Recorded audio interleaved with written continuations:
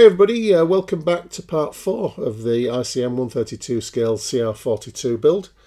This week I've painted the airframe, as you can see, and it was a step that I really wasn't looking forward to that much. It's quite a complicated camouflage scheme on this CR.42, and I've never built an Italian aeroplane before. I think I mentioned that in part 1 or 2.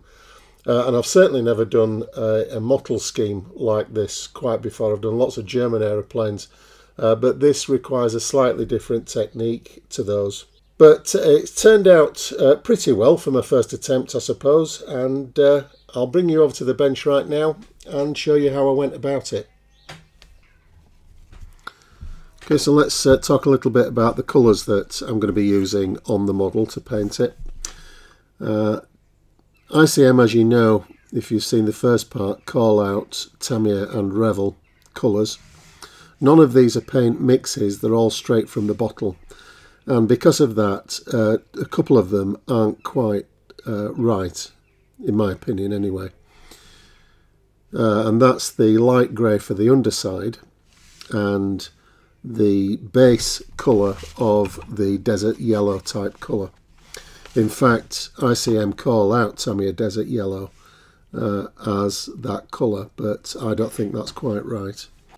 And there's a really good resource for Regia Aeronautica colour schemes.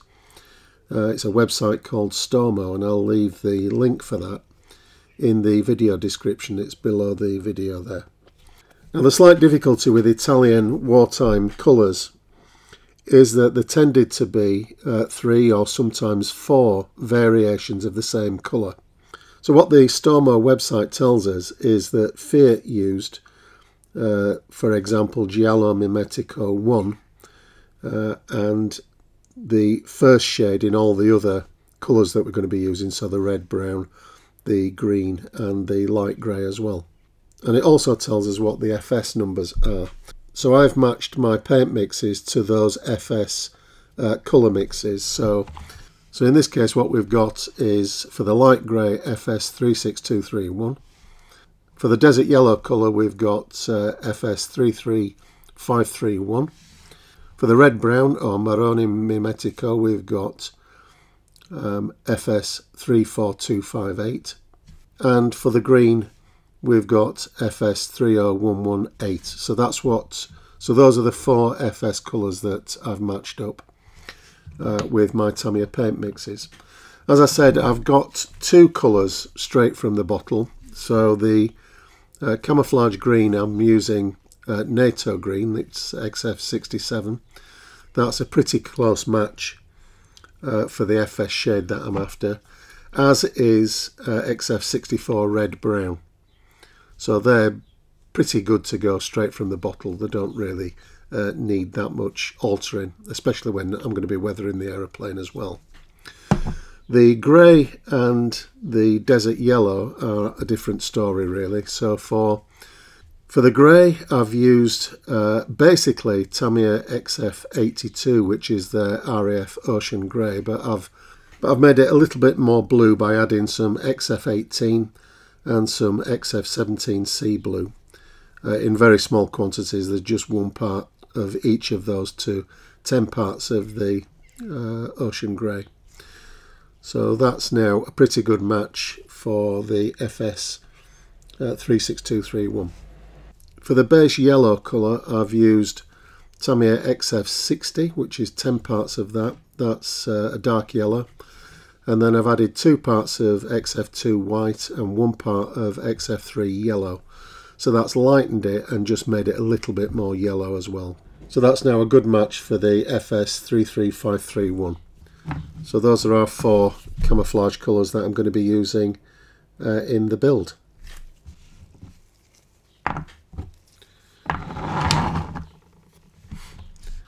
Now, if you've been watching the last couple of my aircraft builds, you'll know that I've started the process with a splatter mask to add a little bit of pre-shading. But I'm not going to do that here, and that's because the colour scheme is so mottled that you'll just lose any effect of any pre-shading on it. So all I'm going to do is pre-shading around the panel lines and one or two splotches here and there just to give a bit of variation. And a little bit more on the underside as well. The other reason is because we've got a fabric wing and a fabric rear fuselage as well. So I don't think that lends itself really to that sort of splatter effect. So I'm going to start out by doing some pre-shading on the cowling. You can see that I've finished that now and masked it off.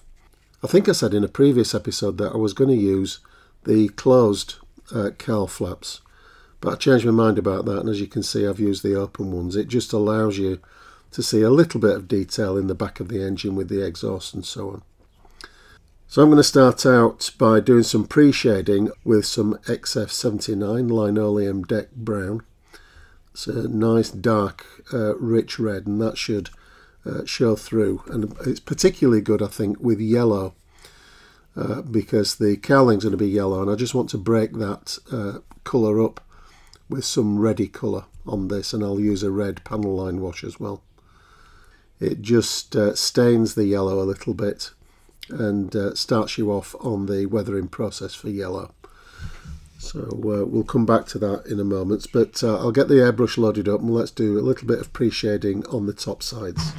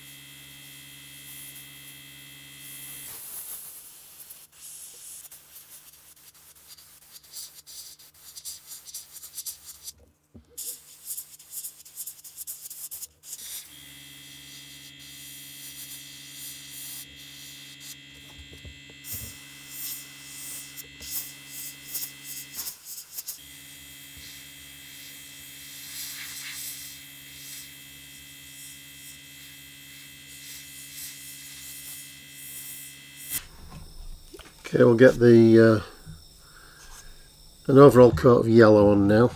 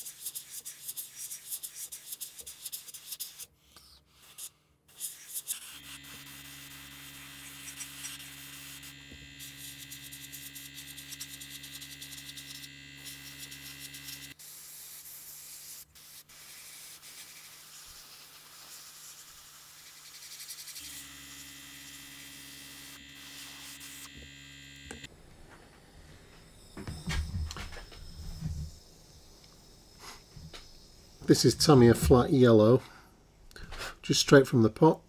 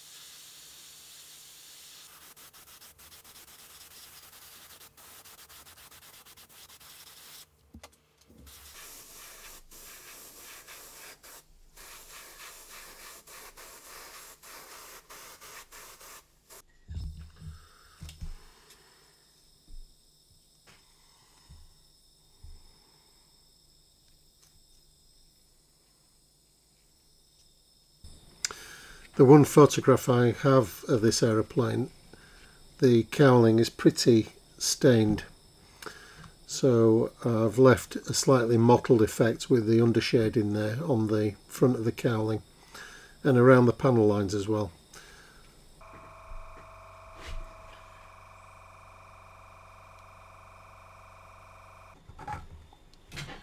Some of these cowlings, the yellow went all the way back to the cowl flaps, but not on this aircraft. There was an overspray of the base colour yellow.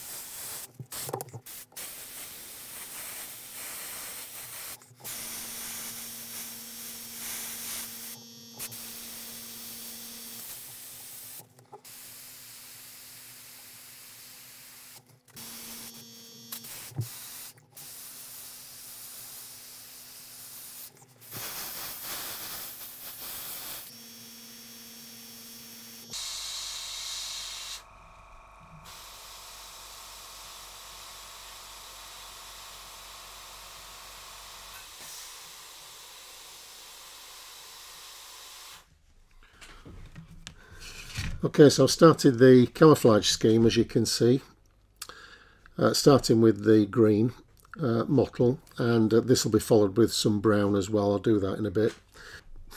The key to painting mottles like this are twofold really. The first is the pressure of the compressor, and secondly the thickness of the paint, so it's a balance between those two things. I got the airbrush set fairly high to do this, around about 15 psi, and once I'd fixed the pressure that I was comfortable with, I then experimented with various thicknesses of paint on a card. Obviously don't practice on the model itself.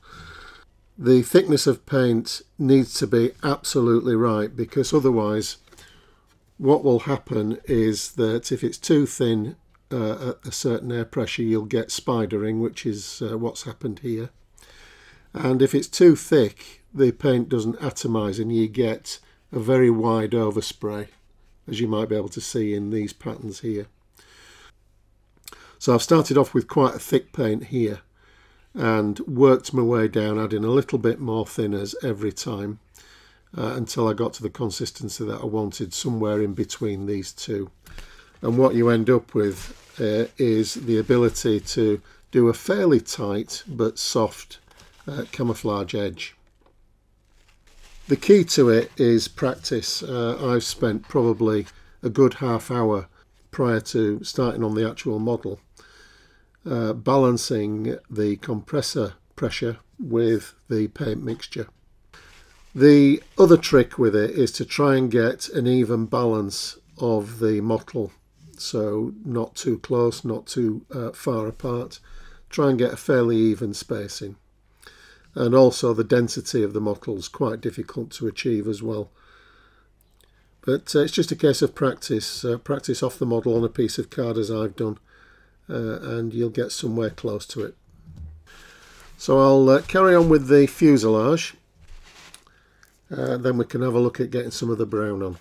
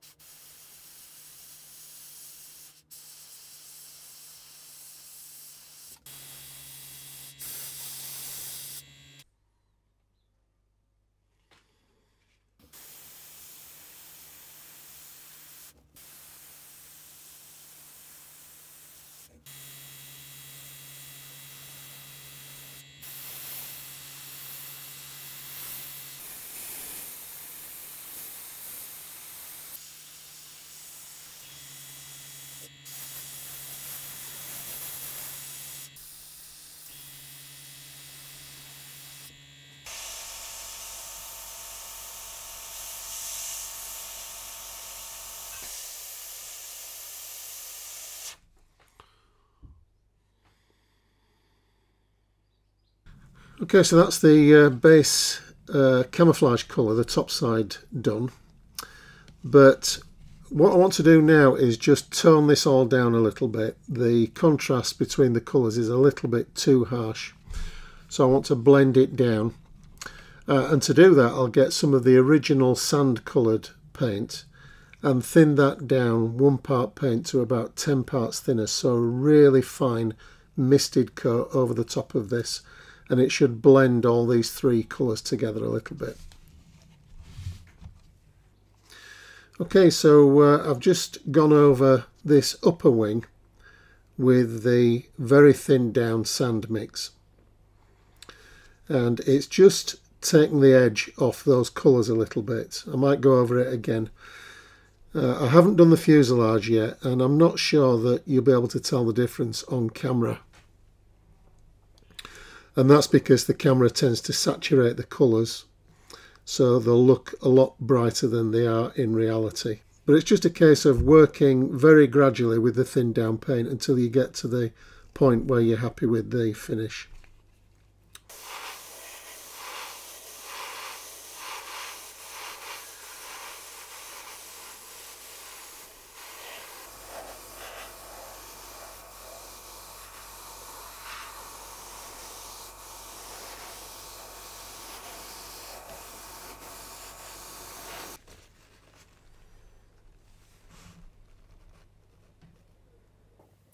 Okay, I'm ready to do the undersurfaces now, and I've masked off the top side, and I've used, for these radiuses here at the back and at the front, I've used some of these pre-cut circle masks.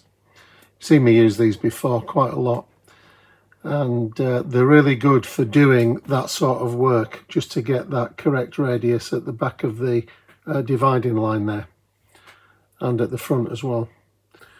So with that, I'll get some German grey to do some pre-shading, and then we'll get the undersurface grey colour on.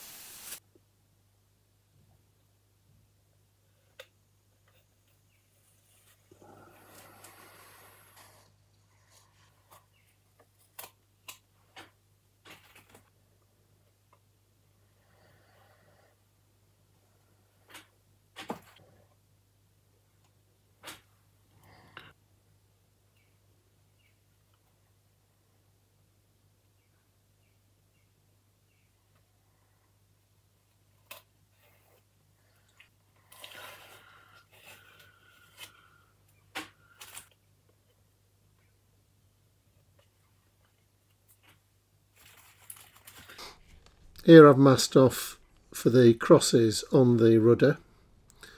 They are actually provided as decals in the ICM kit, but they're easy enough to spray, and I think they'll give a better result done that way. They're fairly easy to mask up. I just used some 6mm tape to form the shape of the cross. That just makes sure that you get it square and level on the rudder. And then I just mashed around it with bits of tape to give the shape that I wanted. And now I'm just going to use some Tamiya matte white to fill the cross in.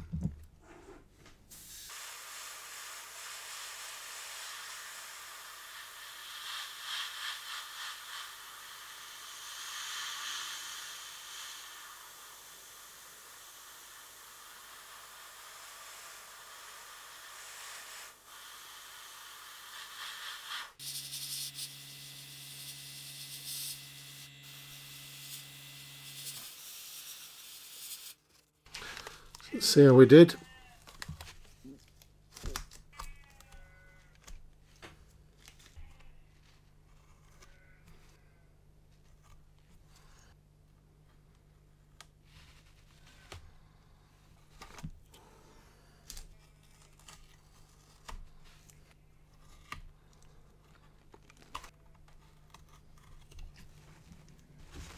I've just got a little bit of filling in to do here. I've just got the junction wrong there, but that's easy enough to touch in.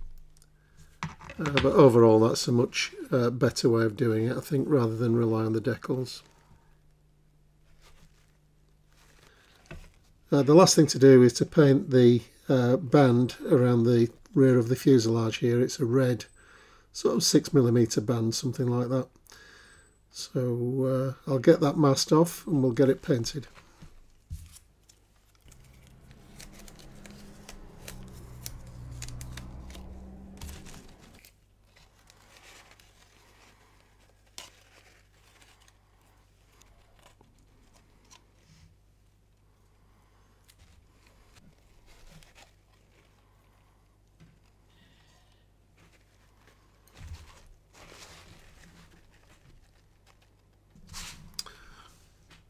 Okay, so that's all good. I must say I wasn't looking forward to doing the camouflage on this one. It's the first Italian aircraft I've ever built, and it's possibly because of having to deal with camouflage like that.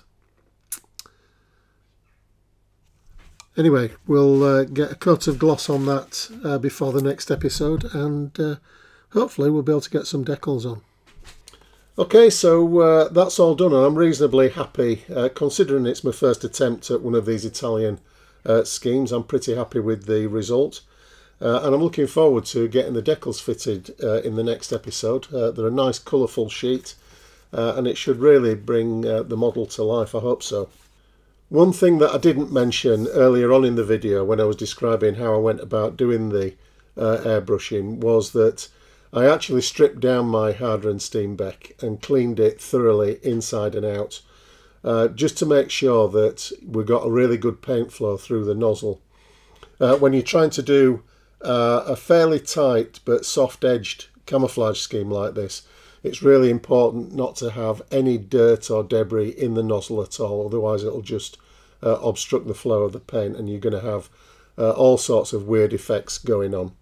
So I didn't mention that earlier on, but it was a really important step to make sure that the airbrush was absolutely clean before I started to do the camouflage scheme. So I'll get the decals fitted over the next couple of days, and I'll bring you a short video to show you how that went. But next week I'm going to get back onto the Bismarck. I want to bring that on a little bit. Telford and Scale Model World's getting ever closer, so I need to make a bit of a move with the Bismarck model. So I'll do a little bit more on that next time. Just to preempt questions about the kits behind me, just to explain what's going on with those.